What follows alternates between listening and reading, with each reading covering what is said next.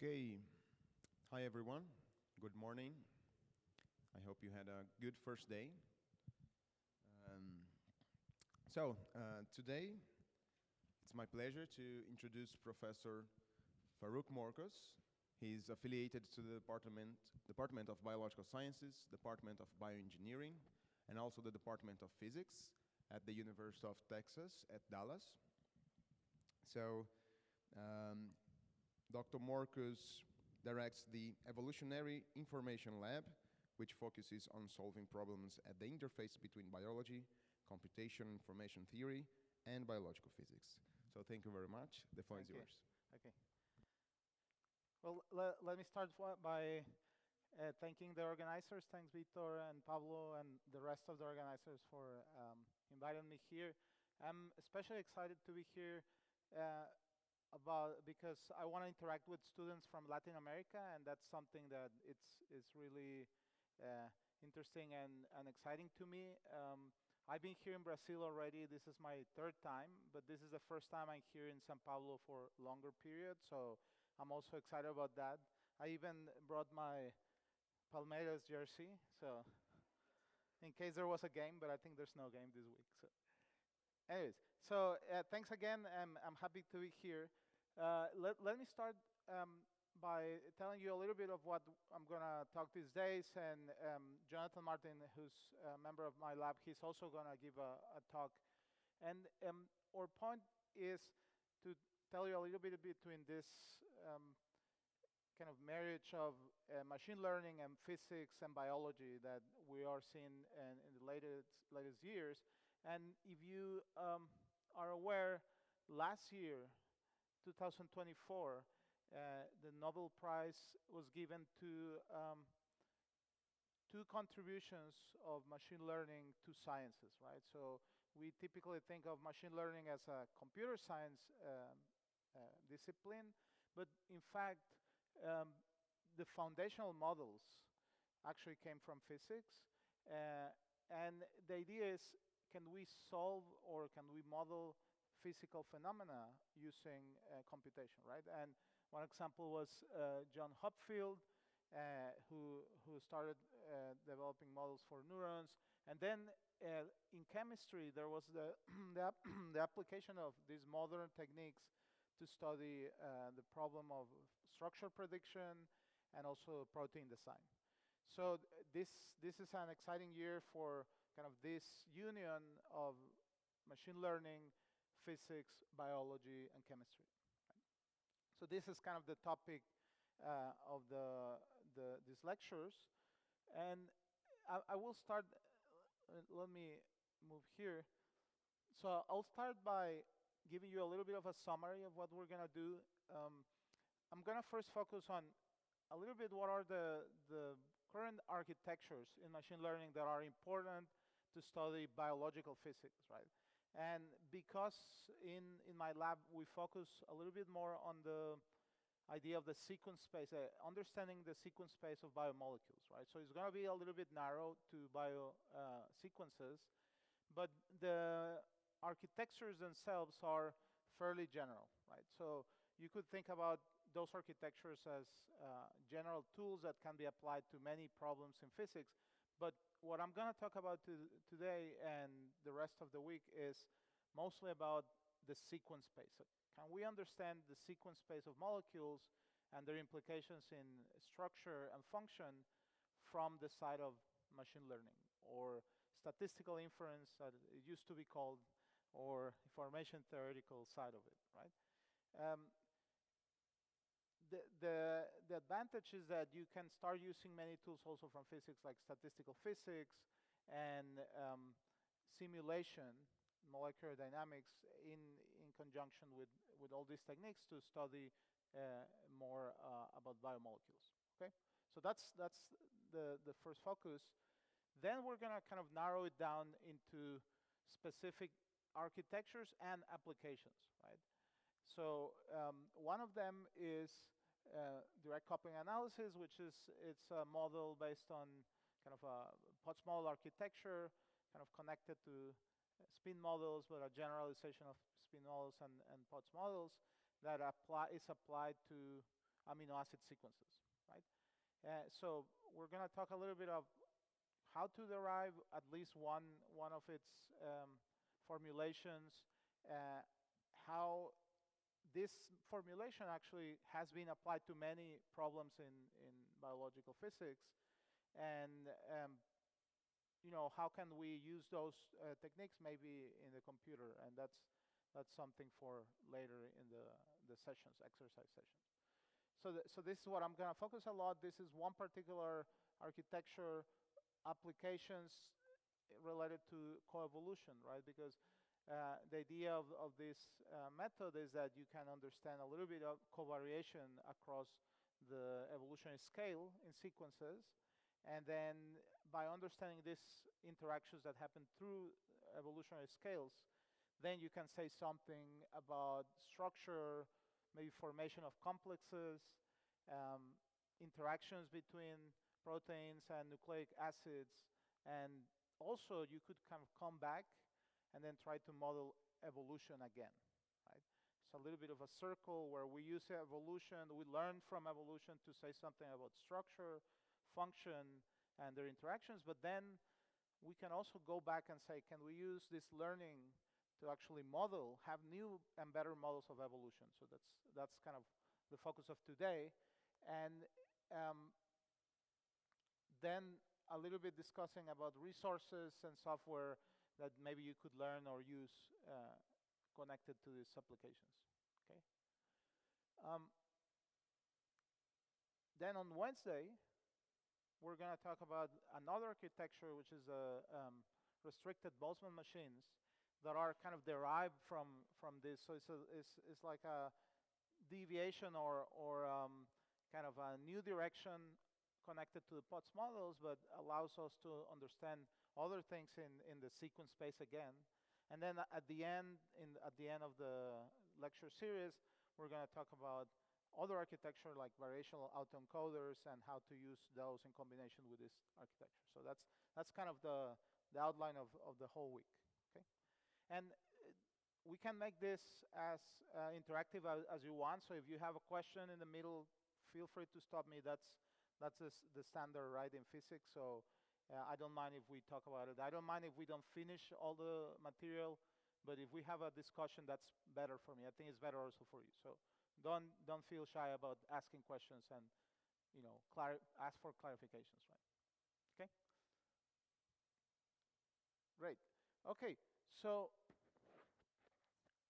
obviously, machine learning is a huge field. There's so many historical developments. There's new architectures coming up every week probably, and the Vario archive is full of new things. But today I'm going to talk about some that are more standard architectures and how we can apply them to study sequence space. And one analogy, or let's say connection that is always useful, especially for someone who has a background in physics, is the idea that all these architectures could be understood from the point of view of energies, right? So you could think about them as an energy representation that typically in an energy landscape you want to kind of minimize. That's one analogy that is fairly good. It's fairly accurate from the point of view of kind of understanding physical systems, right? So one of the first and simpler architectures were the Hopfield networks, right? And these networks are essentially you have states that are connected in some way. And in order to obtain kind of updated versions of these states, then you have kind of an update rule that is connected to these weights, right? So these weights basically represent the state and the dynamics of the network. And the ultimate goal is to kind of model things that have maybe binary states like, I don't know, magnetization or neurons, right? So this is one of the simplest models, and it's the foundational model for many even of the modern architectures. So you could think about this as kind of a model that has an alphabet of 2, right? So your model maybe states, binary states, but you could also think about a generalization or an expansion of this model where kind of your energy is represented by, again, interactions. So this, you still have states, and states that are coupled in a way. And these couplings, these parameters, are also parameters that need to be learned. So that's part of the learning process. And ultimately, the alphabet can increase, right? You can make it as general as possible. And obviously, that increases the number of learning parameters, increases the complexity. Typically, in order to learn these models, the solution is kind of intractable computationally. So there's most of the times you are going to have to do an approximation, right? Approximations are not bad. We do it all the time. So there's many flavors on how to solve these models. But here the key is that you're really estimating kind of a joint probability distribution, right? This joint probability distribution can be very large, but it has some sort of a Boltzmann exponential, a Boltzmann function that depends on this energy that we just described, right? So this matrix of couplings, that's what makes things interesting from the point of view of kind of physical systems, because we could, and that's what I'm going to show you today, we could connect these couplings with kind of evolutionary processes, and then use those to maybe say things about protein structure or their interactions and so on. So this is what we're going to focus today, this architecture. And if you notice here, the alphabet is 20 because we're thinking in terms of amino acids, right? So typically we have 20 amino acids. Well, typically it's 21 really, because you also have a gap. But a good model, a good POTS model will have roughly 20 elements in its alphabet, right? There's previous versions with a restricted alphabet because that facilitated computation. But then later, a few years ago, then having a kind of complete all amino acid model was kind of very useful. Okay? So you're saying that each of the nodes corresponds to one of the amino acids, basically? In this case, yes. Yeah, Okay. exactly. So one amino acid that could have up to 21 different states.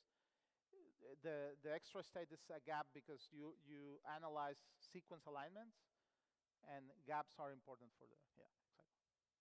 Okay? Yes?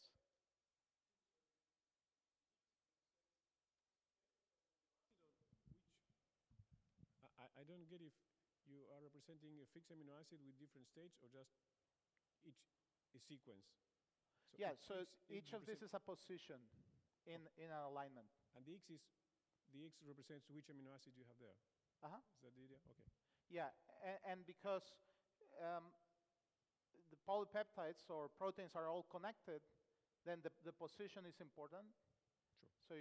So yeah, and then you have the probability of a specific sequence in this kind of huge space of amino acid possibilities. Okay. Okay. Thank you. Yeah.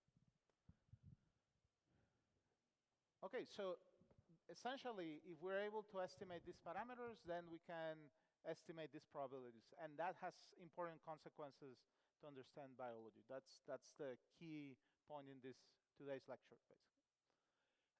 Then, more recently, you guys have heard about AlphaFold, and you know about ChatGPT. So this has all been kind of accelerated by much more modern architectures that are thinking about multiple layers of learning, like deep learning. And one of those important architectures is the transformer network, right?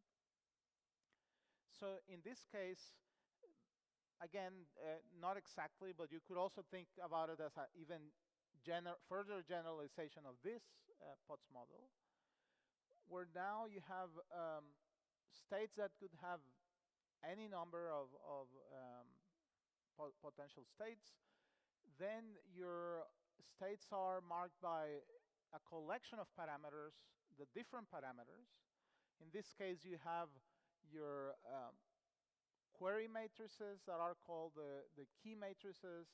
And then together, these queries and keys, they are connected to this idea of couplings, right? The connectivities that are important. So maybe you guys have heard about the attention mechanism. And this basically queries and keys, these matrices are connected to the attention mechanism. It represents the connectivity between states. And then you have also another collection of parameters called the value matrix that basically brings these connectivities into the state of the embeddings that are basically the objects that you're learning, right? So you go through a series of transformations from your embeddings, that in this case it would be the sequence of a protein, for example, into learning its couplings through different set of parameters.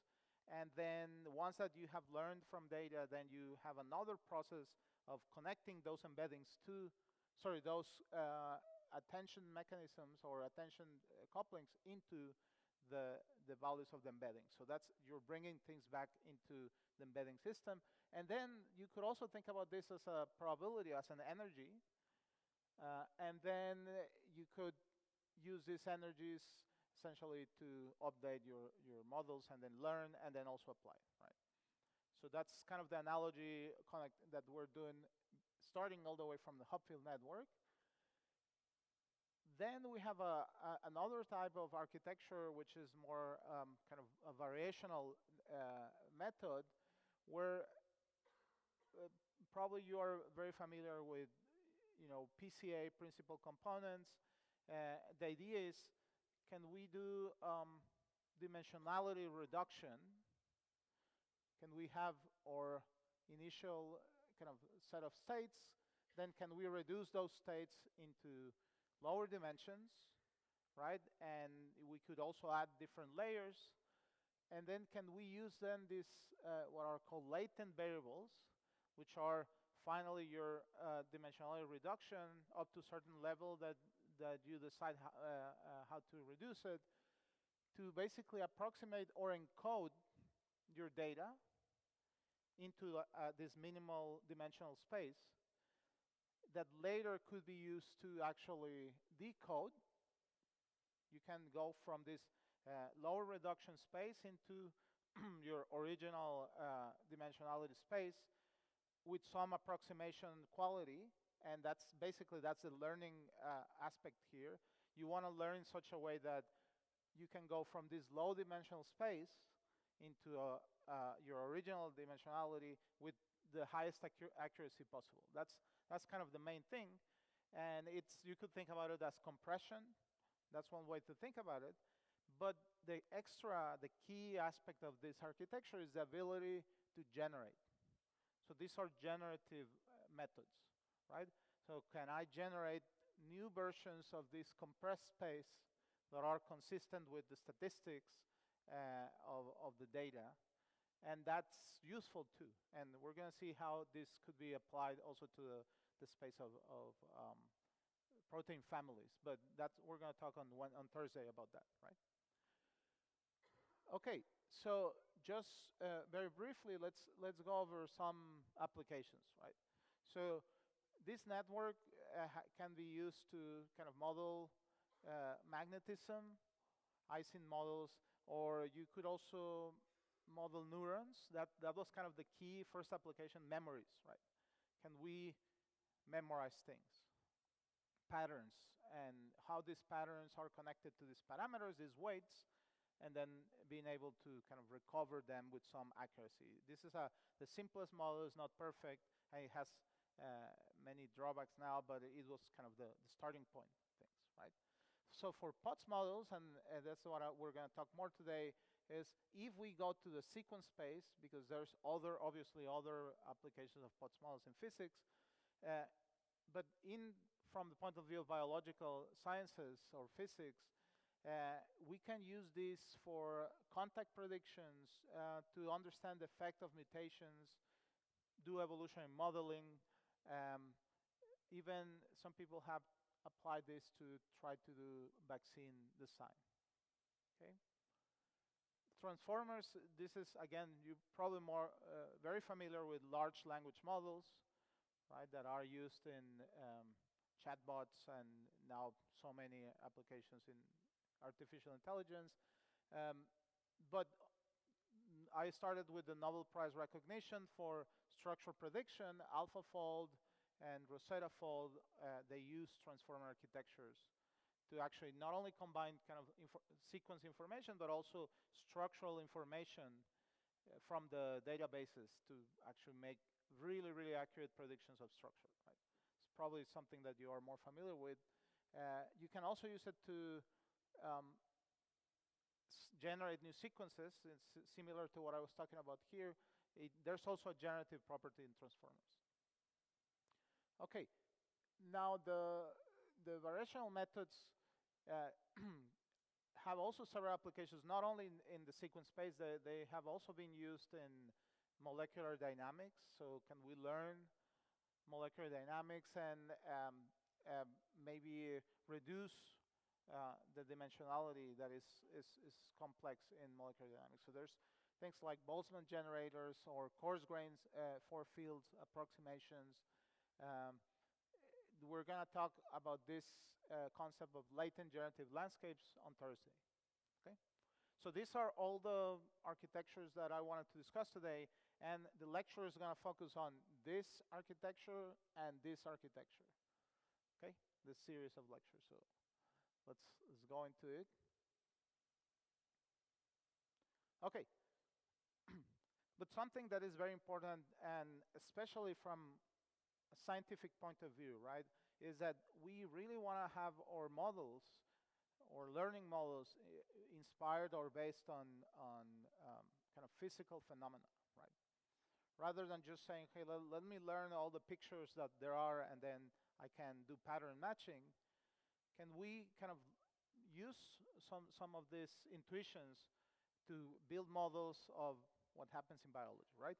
So here, this is one example. If this is a kind of phylogenetic kind of graph or tree where you have your root and then you have a few things like eukaryota, archaea, bacteria, mostly bacteria.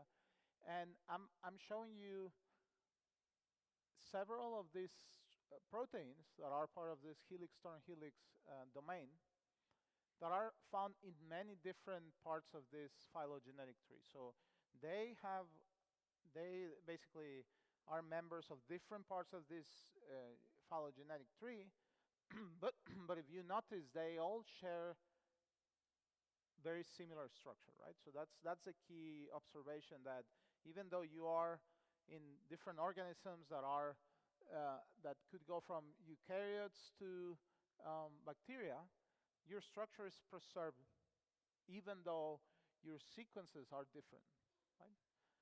So that's one important key observation, that throughout evolution, there's an effort, if we want to call it, of structural preservation, because we know structure encodes for function, and if this function is beneficial from the evolutionary point of view, then typically changes across evolutionary scales are going to try to preserve this structure, right? That's kind of a broad principle. But the key is that now these sequences and their variabilities can be used to learn about structure, because they all encode for similar structures. Okay? So that's kind of the key principle, key observation here is we have a collection of sequences that are changing, but mostly, in many cases, you would preserve your structural features, and then that kind of relationships allow us to learn from the sequence and say something about structure, right? And the main phenomenon that basically drives this is this idea that if you start with a protein that is folded and it has its proper amino acid interactions, throughout evolution, then sometimes you have changes in the sequence space. These are random changes that might or might not lead to disruptive interaction. In this case, I'm simplifying things to have one mutation that is only disruptive against one of its partners. So it goes from red to green. And now this is what is, we call it unfavorable interaction. What does it mean? So unfavorable means maybe this protein is not being able to fold anymore. And maybe that leads to an organism that dies. So basically, that's not preserved through evolution, right? So there's a selection going on. But oftentimes this change leads to an unfavorable interaction that is still maintained, is not lethal. Then there could be a compensatory change on the other side of this interaction that restores this stability or restores its, let's say, ideal function. And then this actual new sequence, because now we have a sequence with two changes, is preserved through evolutionary history, right? So essentially now we can think about it that if we use these alignments, we can think about positions that are changing together. They're changing in concert, and this leads to two new sequences in our database. Let's put it that way. Okay? That makes sense? So this phenomenon happens over and over through evolution, and then leads to the creation of these large data sets, right? And because we know that something like this kind of drives this change, then we can kind of come back and say, can we understand these covariances? And if we see that there's a strong connectivity between these positions, maybe we can infer back that these positions are maybe physically interacting. That's kind of the main concept here. Okay, so if you have this data set, especially if you have a large data set, yeah, question? Yeah, sure.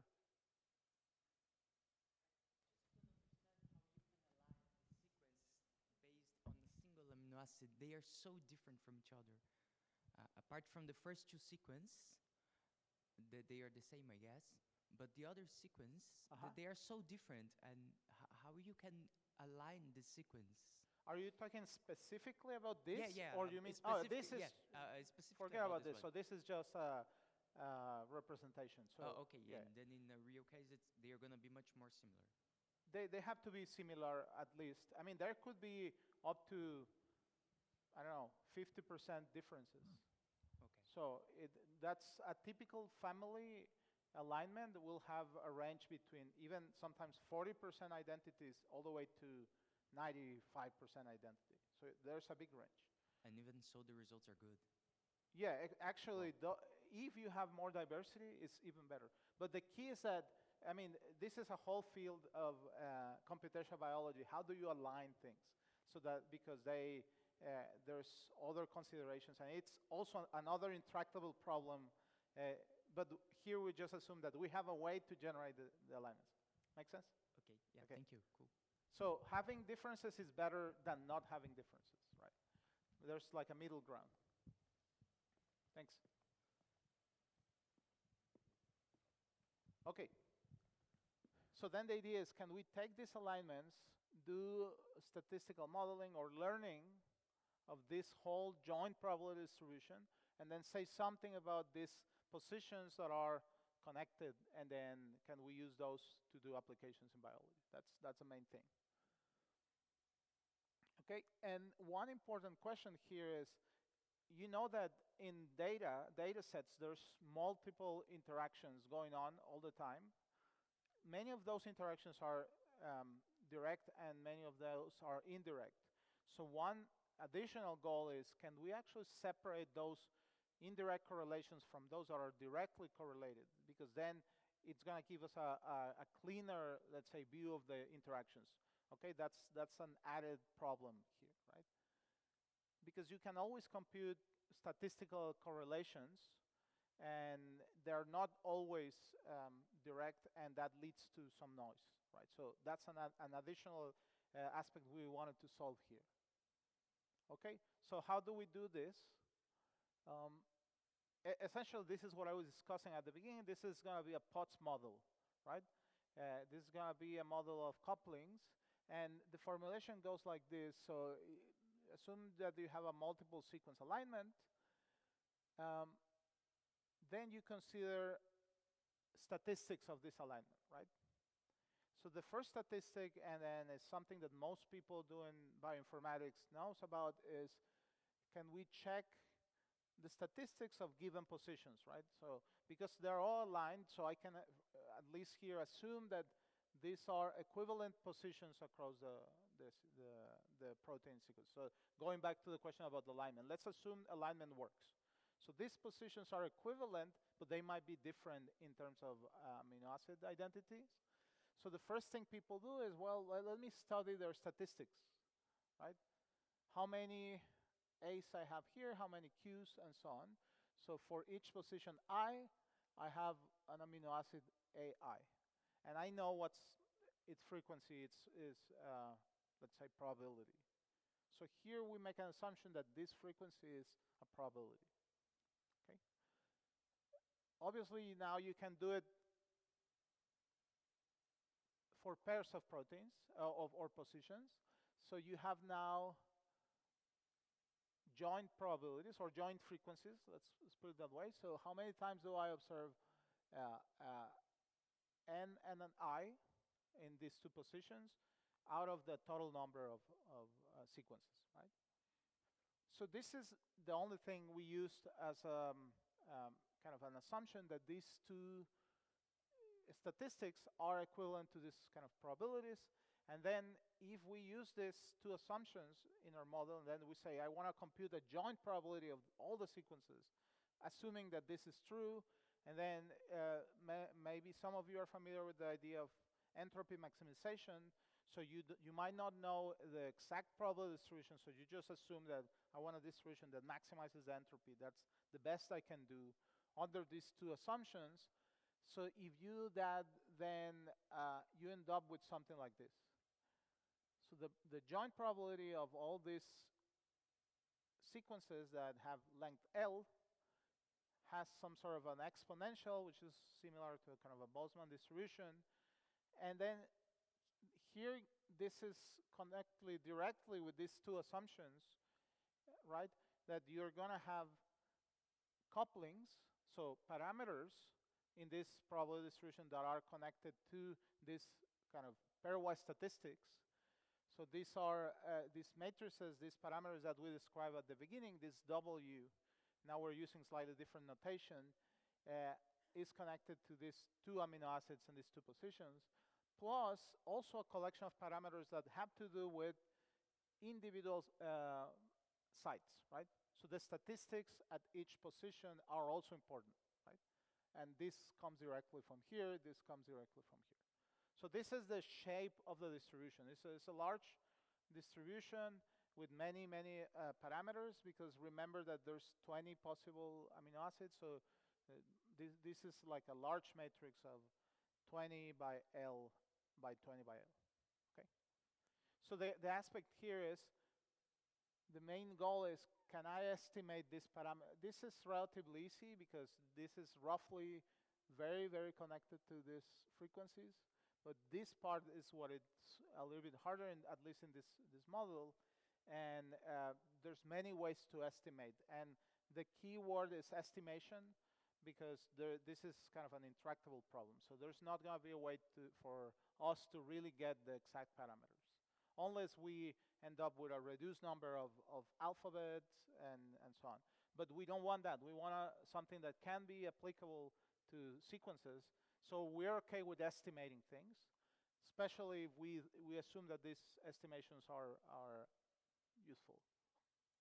Okay, so you could do a kind of small coupling expansion of this energy summation, and I'm going to skip the whole derivation. You can check maybe in the papers, but the punchline is an approximation of these EIJs is an inverse of a matrix.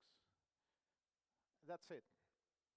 The matrix could be large, and at some point, maybe years ago, it was not trivial computation. Now it's relatively easy. we're still limited by, let's say for proteins of length L, 200, 300, that's super easy. As you start going to proteins that are maybe 1,000, 2,000, then it gets a little bit more complicated, but still is doable if you do it that way. So what is this matrix? So this matrix is nothing more than a kind of cross-correlation matrix. So it's just basically, again, statistics. You're just computing the pairwise statistics minus the product of the single-site statistics. You end up with this matrix, you invert it, and then you have your couplings. So this is a really computationally, let's call it cheap way of estimating this big problem, this complex problem. And this is more or less, most of the applications that I'm going to talk today are based on estimating the parameters this way, right? However, there's multiple approximations, multiple ways at going into estimating these parameters. There's some differences in accuracy and depending what's your goal. So you could have many degrees of complexity on estimating the parameters. You can use message passing, you can use pseudo-likelihood approximations. There's one version called PLM DCA. So this is what is called the mean field DCA. So it's kind of a mean field approximation of it. Then you could also do sampling. That is much more expensive, but hopefully you recover better the statistics of the input set, right? Then there's autoregressive methods. There's a family of approximations, but the kind of union of all these methods is called direct coupling analysis, DCA, right? It depends a lot on your application, what you want to do. In my opinion, there's basically two camps.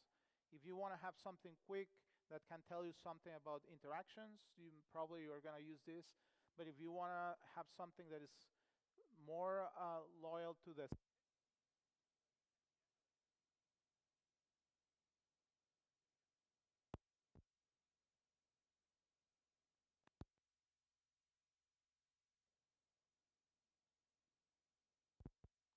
okay.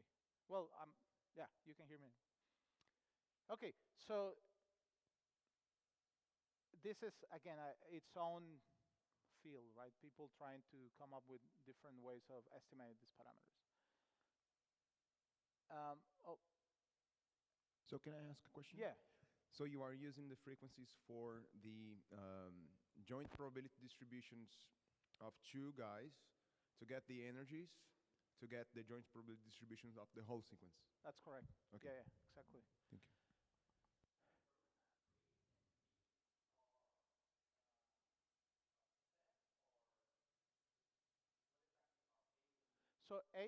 So here A and B are all your amino acids. So basically 20 by 20. Your 20 by 20 amino acids. So you're going to have the frequency counts for all possible amino acids that sit here and here. So it's just the whole joint distribution. Yeah. Sorry, pairwise distribution. Now, how can we use this? Well, if you have now estimate the parameters, then you can come back to the original question of pairs, right? And then you can say, well, I can compute this, what we call the direct probability, trying to make a direct estimate of the interactions. So you kind of come back to this exponential, but now you only have your pairwise couplings and then your single-site fields only for two positions. So you can come back, instead of doing a joint probability like we discussed, you could also marginalize it into only two. So why is that interesting? Because then once that you have this probability estimated from these parameters, then you can compare this probability against an assumption of independence, right? So you can say, okay, if I have my alignment and I'm interested in two, how does it compare against the assumption of independence, which basically means just the product of the individual probabilities, okay? So if they're independent, this, what we call direct information score, is going to be the same as the frequency count, so very similar. So this is going to be 1, it's going to be 0, right? If there's no connectivity, then they're going to be 0. If they're really connected, then this number could go up, right? And then the way that we can use this direct information scores is to say something about how these two positions are maybe related in the structure of the protein or in its function, okay? So this is one way, one metric of coupling, but there's other metrics like for the Frobenius norm that has to do only with the parameters, right? So you can skip kind of this step of creating a probability distribution, sorry, a probability, a direct probability, and directly work with the couplings. So there are multiple ways of doing this. But the whole point is you can quantify each pair in the sequence and say something about it. You have a ranking of how positions are connected. Make sense? Okay, so this is one of the first observations about this ranking. Yeah, you have a... Okay.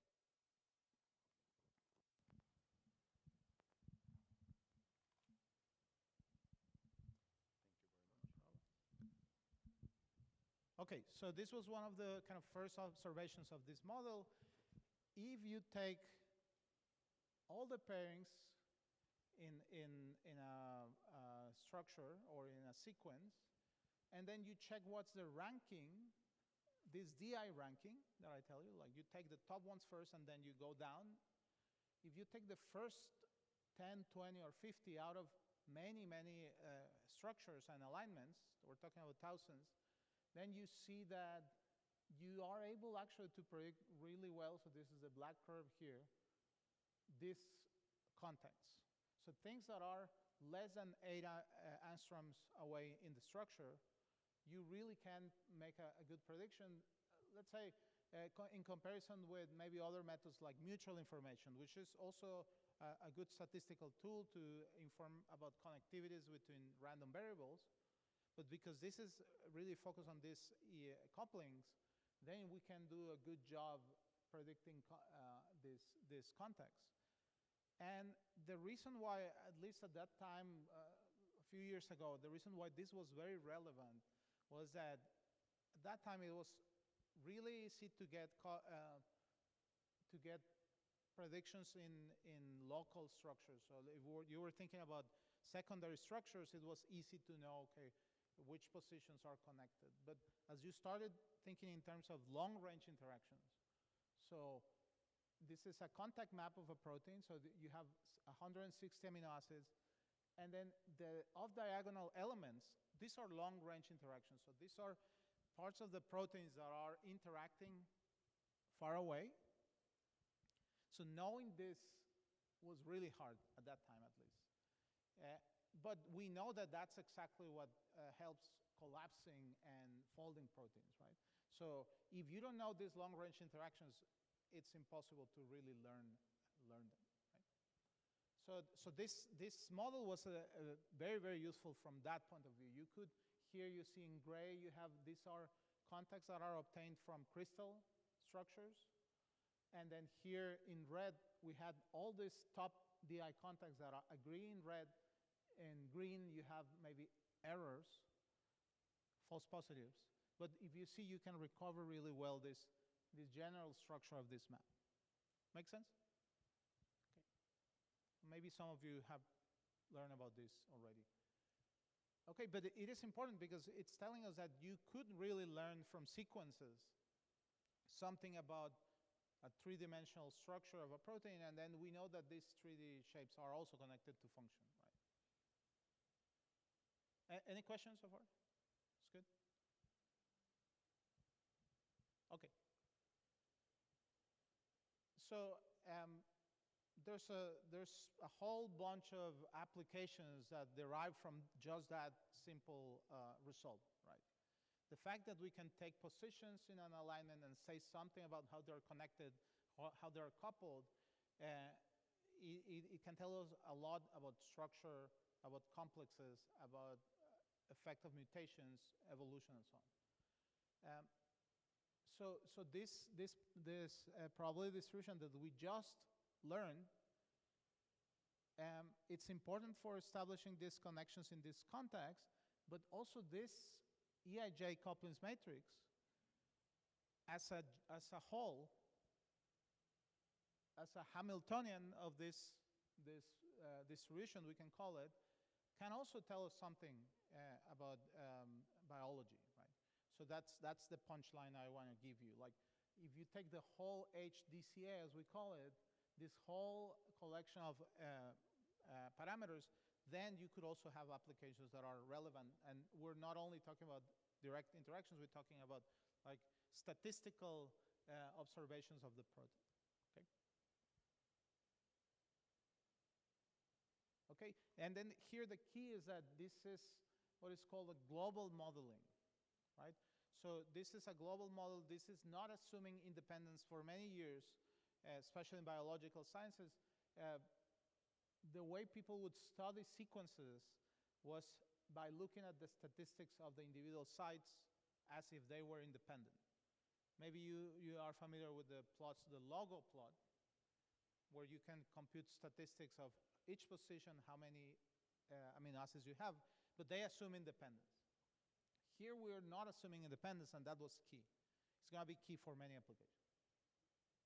Okay, so these are a few of these applications. There's more, but these are some that we're going to cover. So, and then it has like different scales and different kind of functional relevances, all the way from kind of modeling evolution to predict context. That's the one that I just showed you. But knowing context can help us understand structure, can help us understand maybe dynamics of proteins. We can extend this idea of context in a monomer to homodimers or to heterodimers, so complexes, and then say something about complex formation or molecular recognition. Because there's also coevolution happening at the scale of multiple molecules interacting. Then you can extend it maybe to nucleic acids, large macro complexes, and so on. Even some applications in drug design. Okay, so let me start with a couple of those. So I'm going to go through applications. I'm not going to be as detailed in each of them because there's several, but feel free to stop me if there's more questions, or I can solve questions later if you want to know more details, okay? But okay, so let's talk about these first two obvious applications of these POTS models. Talking about predicting structure or their conformational dynamics. Okay, so if you have this prediction of context, right, that comes directly from the sequences, and then you have some other information about secondary structures, or in the case of maybe AlphaFold, where you have also kind of geometrical learning. Here the idea is that if you combine these interactions with some knowledge of secondary structures into a force field, a coarse-grained force field, if you want to call it, like a structure-based model, that some of you here in the audience use a lot to study kind of folding maybe, you could kind of use these predictions in order to actually fold a structure into a shape that you don't know, right? Like, so you could use structure-based models to understand the folding of a structure you already know based on the target structure, or you can use these predictions as your contact composition of this force field, plus the angles that you learned from the learning of the structures or the secondary structures, put it together, and then run a physical simulation of attractive forces and repulsive forces, and then end up with a folded structure. So that was kind of also now an old idea, but that was a direct consequence of being able to predict these 2D plots, right? So here's one example of this structure, the pulse structure. So you see all these red lines are the direct contacts that were predicted. And then here, this is the estimate. So this is a native structure. This is an estimate of the structure of this protein using this non-local information from DCA, so these long-range interactions, plus the really accurate description of the secondary structure, this known information. We call it known because we literally use this secondary structure information from this. Now, this is easier to predict.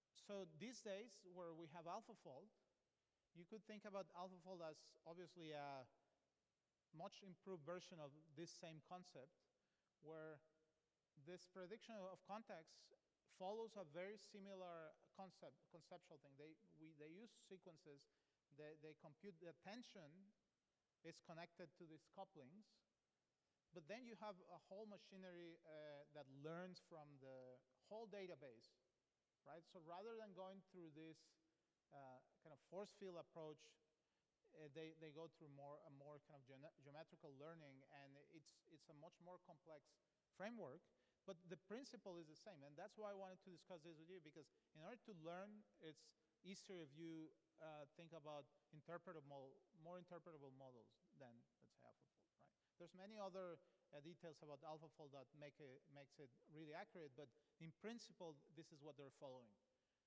Some attention mechanism to know the connectivities, then some geometrical structural learning, and then you end up with really accurate proteins. So this was done a long time ago, and it has been refined throughout the years until reaching the point of AlphaFold, let's say.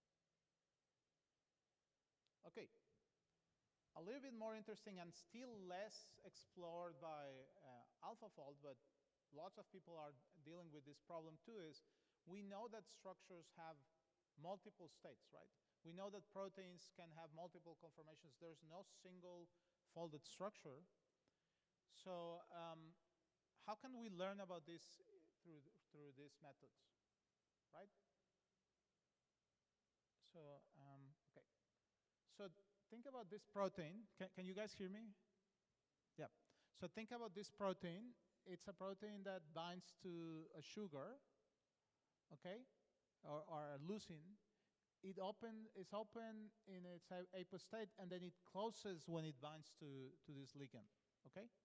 So it has a big conformational change, and that actually leads to two distinct contact maps, right? Remember I mentioned these maps where you have the amino acids, and if things are close in 3D space, then you have a dot. If they're not close, then it's empty, right? And then that threshold is 8 angstroms. But if you notice here, this is the closed state of the protein that has this additional set of contacts, right? So if you were to use only one experiment of the open state, then you would end up with this map. If you do an experiment of the closed state bound to the ligand, then you end up with this map, right? Now, if you compare this closed state with the context you get from direct coupling analysis, then you see this. So you see that these contacts that are found in the closed state are also there, right? Now, if you were to compare, let's say that you only had the knowledge of the open state, you would think that these interactions were noise, right? You will think, well, these guys do not agree with my map. Therefore, it's noise, right? But we know it's not true. I mean, we know that proteins have different states, and those states are also pressures in the sequence space, and we can also find these connections even though they're not in all of the crystal structures. So that was a key observation, right? Because now we can use this extra context. So you could take some of these known structures, let's call it the open topology, then enrich those contacts that are known with this extra context. And here you don't only include the new contacts, you include them all, right? So it's like an enrichment of interactions. So your interactions come from the knowledge of the open state, plus new interactions that come directly from evolution. So you enrich a structure-based model that is like a coarse-grained model of their physical interactions. And then suddenly, if you do it properly, then you end up now with two states in your kind of landscape of conformations. So your simulation, suddenly by including these new interactions, start changing. Instead of being only assigned to the open state, then it starts exploring new states, including the closed state, up to certain RMSD, certain metric of how close are the structures, okay? Now you could say, I mean, that's something that sometimes people think of, well, maybe it's just because you're adding new interactions that basically jiggles the protein, and then maybe you're exploring new space randomly because now you're adding new interactions. Now, if you do that, then you end up with something like this. Essentially, it's the open state that is a little bit more broad. It's floppy, but it will never really take you to the closed state. You do really need the actual important interactions in order to explore important functional states. Okay? Make sense? So, yes.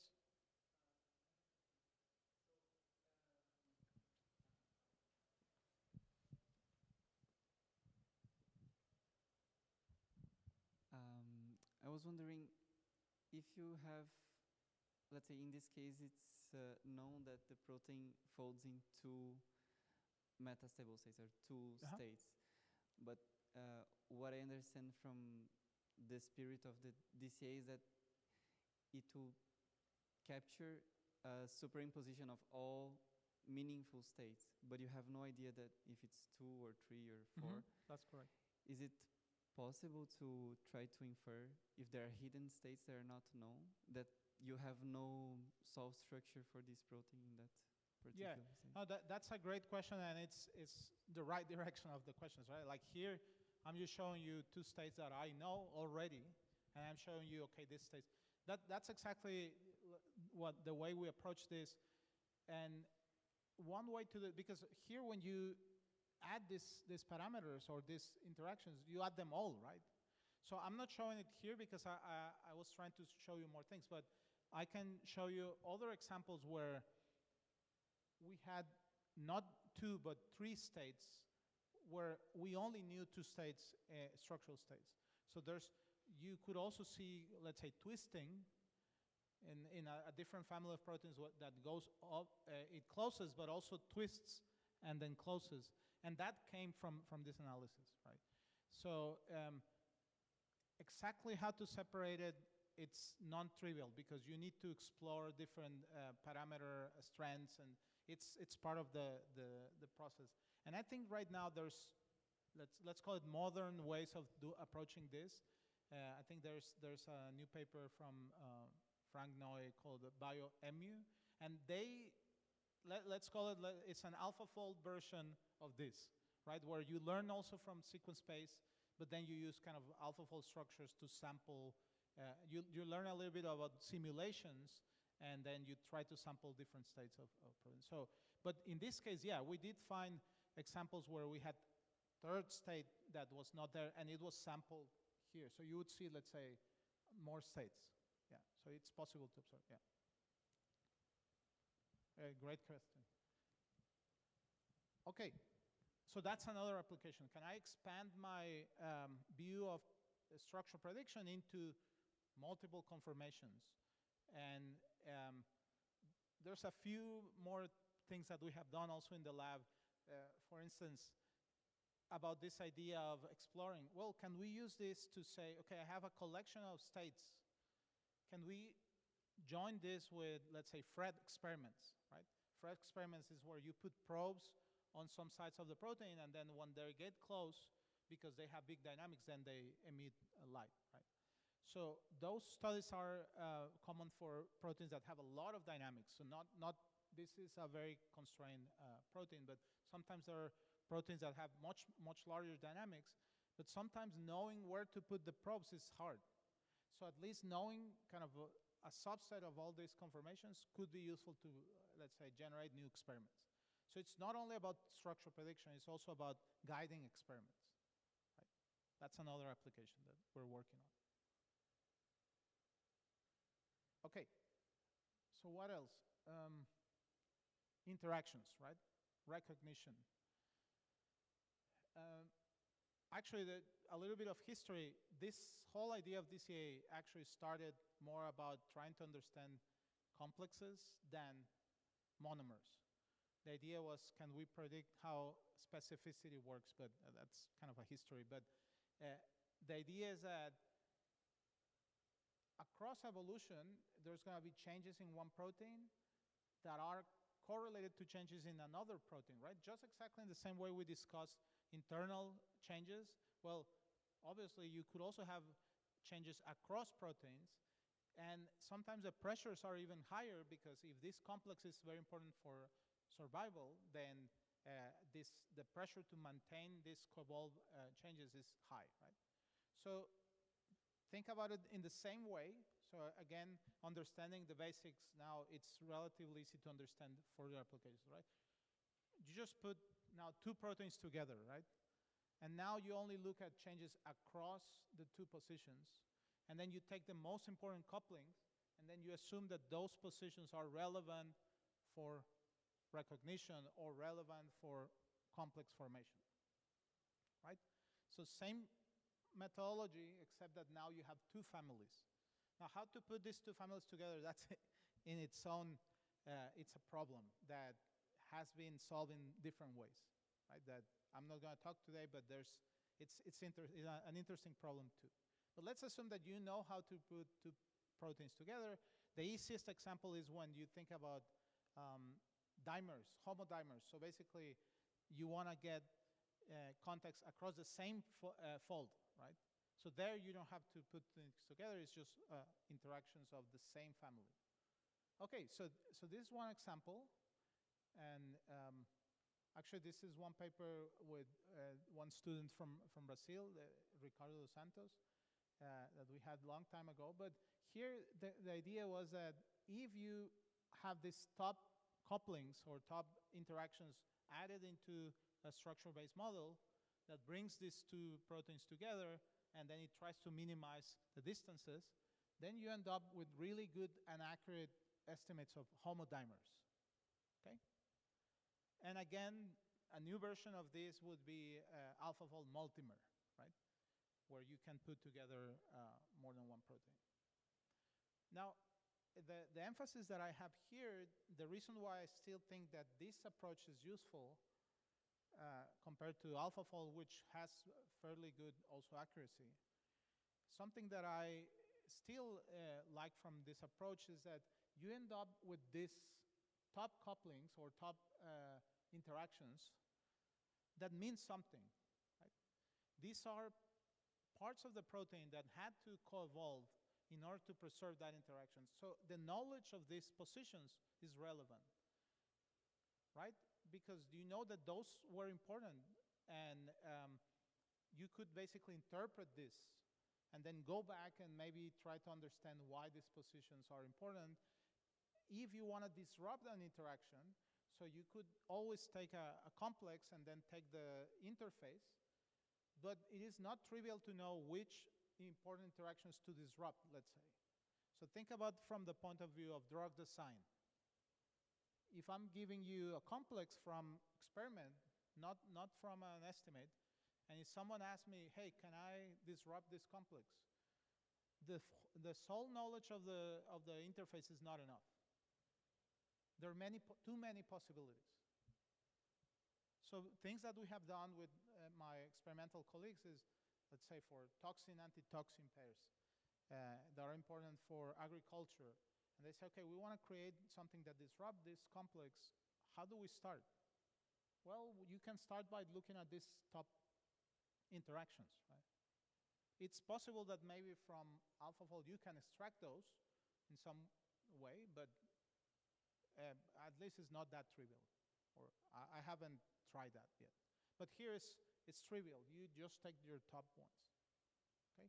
And then you go and then you can make changes directly and then try to understand the mechanism, okay? Okay, So what else? So again, recognition, right? So think about another problem, related problem, but this is proteins that recognize RNA, right? Or nucleic acids. So you could create a very similar model, a learning model that is almost identical, but rather than using multiple sequence alignments from databases, what you can do is you can do an experiment where you have a RNA binding protein, you fix this protein, and then you create a library of RNAs, maybe 20 mers, RNAs that change, and then the more the better, so you could create multiple variants of this library.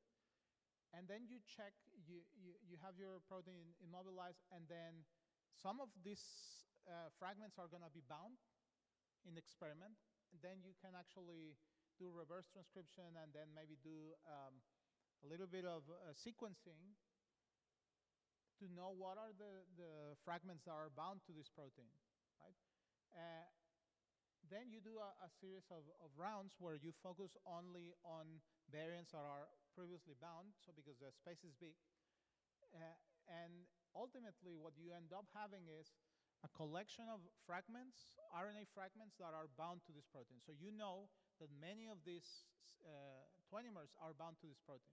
So you can think about them as alignments, but now these are RNA alignments, right? So you know that what they have in common is they're all, in theory, are bound to the protein.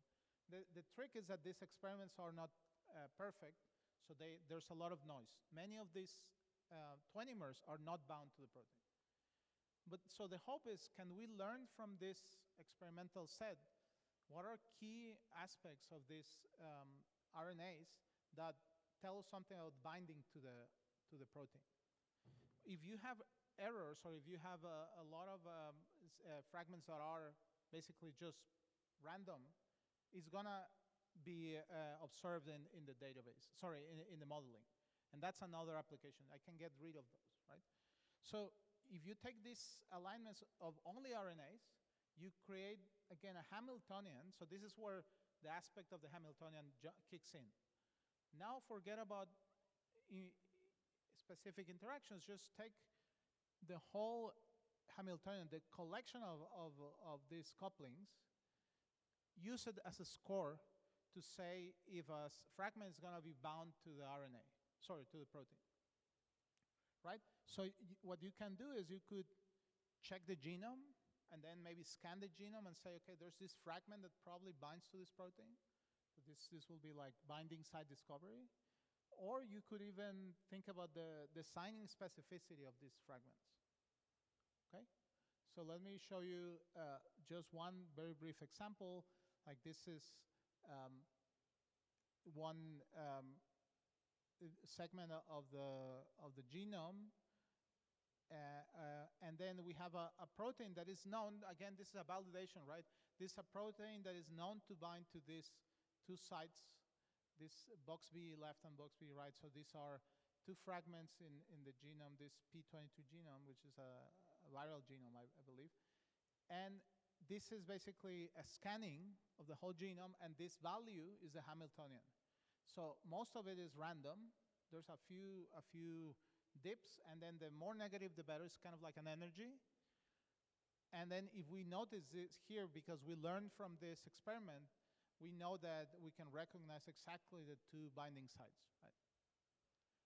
So this is nice because it means that from this experiment, you can build like a, let's say, model of interaction of this protein with respect to RNAs.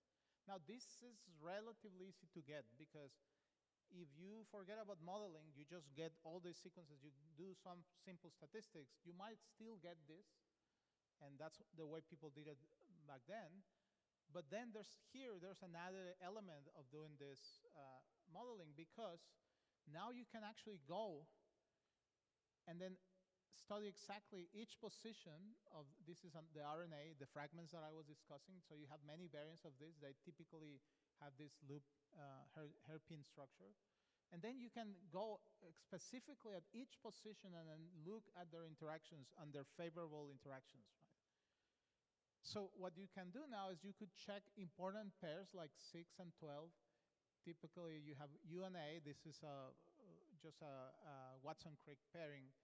But then you have all alternative, very coupled sites that are not exactly the ones that are known, okay? So you could even, in theory, go into alternative changes of this known binding element and then test them in the lab and say, are these changes lead to binding? And then in this case, I'm just showing you like 3 examples where we go from the wild type to some mutant that has also high energies or high couplings, and then we see that all of them bind. So you could basically construct for this whole binding 7-temer, you can get all the combinations, all the possibilities, and then in the model you can say some of them are favorable here in yellow, some of them are disruptive. It's very hard to predict things that are changes that are favorable. It's easy to break things, but it's not so easy to make changes that are going to be favorable. So we checked them experimentally, and we saw that all these changes that are non-wild type, many of them, not all of them, but many of them actually led to favorable interactions.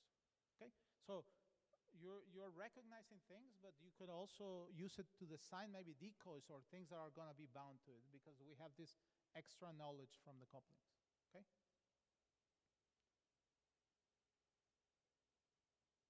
Okay. So what else?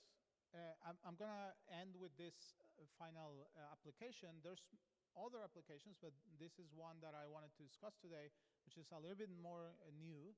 It's the idea of actually design models of evolution, right? So far I've been telling you a lot about predicting structures, predicting context, predicting specificity, discovering maybe binding motifs. But ultimately, what we know is that from this multiple sequence alignment, we are really learning constraints from evolution. That's what we're doing. So the whole set of sequences, it's basically an outcome of what evolution shaped, right? It's going to tell us, okay, there's some constraints that these sequences could have, and they cannot deviate too much from these constraints. They must stay more or less in this very large space, but still constrained space. And basically that reflects the evolutionary pressures that the family was under. So one idea is, why don't we use these constraints that we're learning and use them in a realistic model of evolution? So what do I mean? So this is a model, a model of evolution is a model of sequence evolution. So I want to understand how sequences change across time by maintaining these important interactions. And this leads to a model that is neutral. It's called neutral evolution, right? So you want to maintain your function, as opposed to other models of evolution like neo-functionalization, which are models that lead to new functions and so on. Here is, most of evolution is, can I preserve the function that I have, right? I started with that plot where you have many structures that are similar with different sides. That's kind of the idea. Okay, so we use this Hamiltonian as a kind of proxy for this environment. And then we use it to kind of propagate changes across the sequences, okay? So this is the idea of the model. Now as you are experts, now you know how to get these probabilities, these Hamiltonians from the alignments. So you have these co-evolving sites, and then you have these couplings, you have the sites. So these are the family statistics, and those are we're going to use as constraints. Now we have a sequence that we start, like a start sequence, that we want to modify, we want to change. So we know that changes are random, so we can pick sites randomly. But then this is where it gets interesting. Now we use this conditional probability that depends on the couplings to accept or reject the change. Kind of like a Gibbs sampling in a way. So you say, I randomly select one position, I want to change it.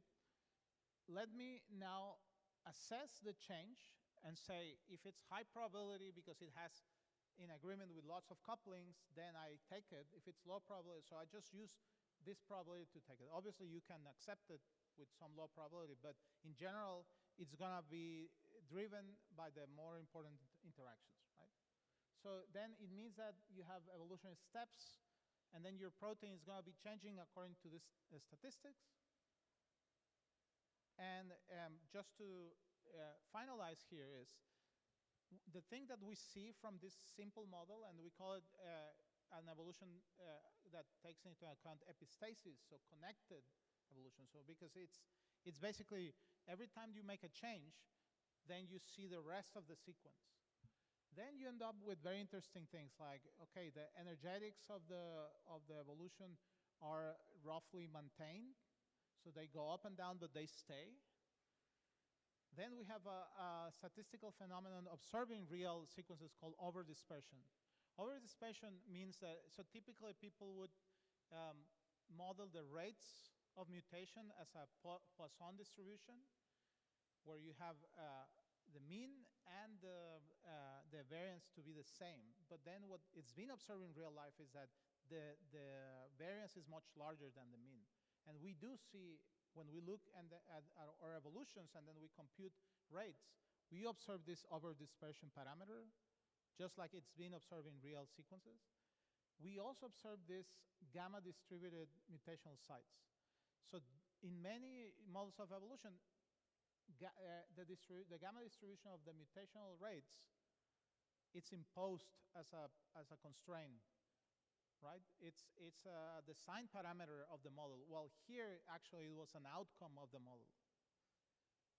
We also observe that the rates of mutation change, not only across the sites, but also within sites.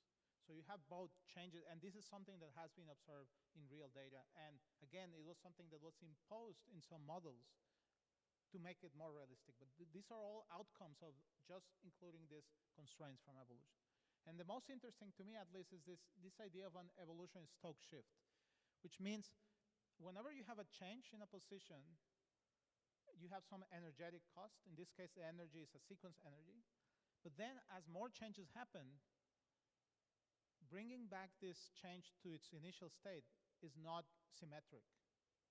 So there's a shift because now the other changes entrench this change.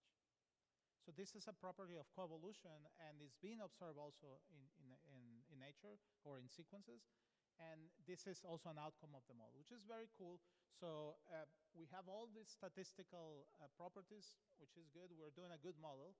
But the final thing is the proof, the real proof is, can we put this in an experiment where we take a protein called beta-lactamase, we evolve it computationally, and I don't think I have much time left. How much time left do I have? Oh, I still have 4 minutes. Okay. Yeah. So let me maybe backtrack because this is important. So this is a computational model of evolution, right? But then can we synthesize a protein, right?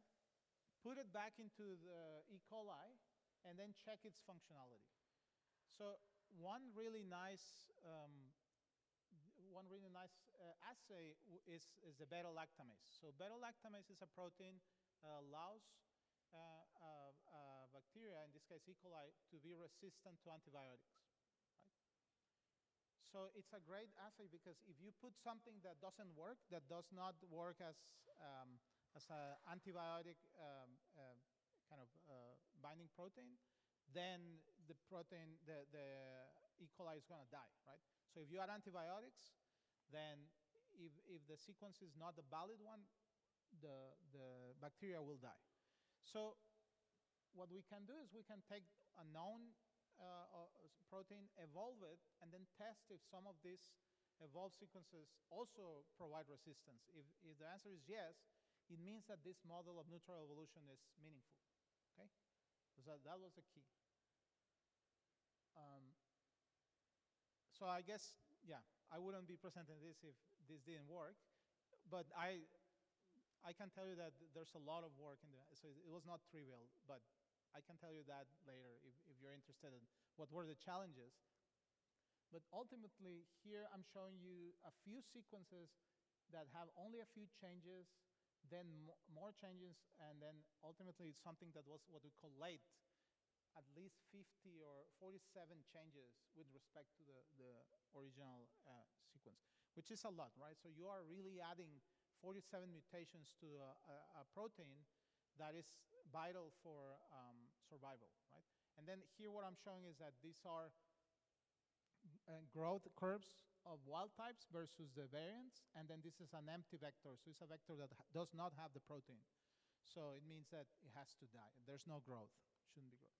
So if you see, the growths are very, very similar to the wild types. So it means that we really produce sequences that preserve the function of the protein, even though they have 20, 40 mutations away. Okay? An interesting observation when we go back and then check these mutations in the structure. So first of all, they are more or less all over the protein, so it's not like a single position that we're changing.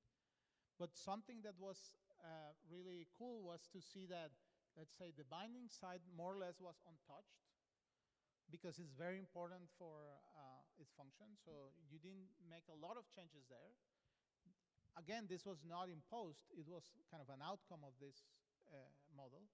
But then we noticed other regions, like on the back of the protein, that were also untouched. And then we later realized that that's a region where you have chaperones binding.